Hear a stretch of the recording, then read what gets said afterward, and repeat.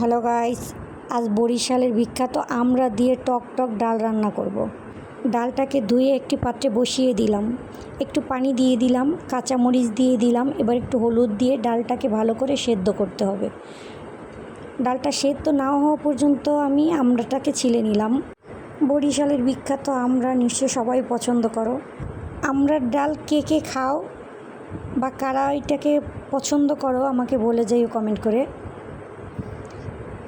দেখবো আমার মতো কতজন আমড়ার ডাল পছন্দ করে। বন্ধুরা, আমি তোমাদের একজন নতুন সদস্য, আশা করি সবাই আমাকে সাপোর্ট করবা।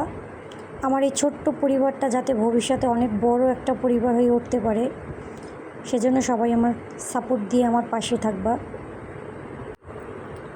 দেখো গাইস, আমার ডালটা সেদ্ধ হয়ে গেছে।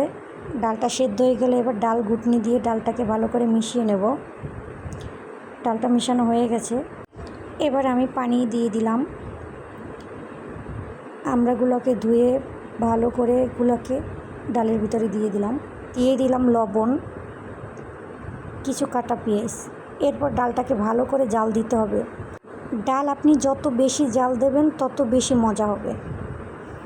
আমার ডালটা হয়ে আসছে, এবার আমি একটি পাত্রে তেল দিয়ে নেব।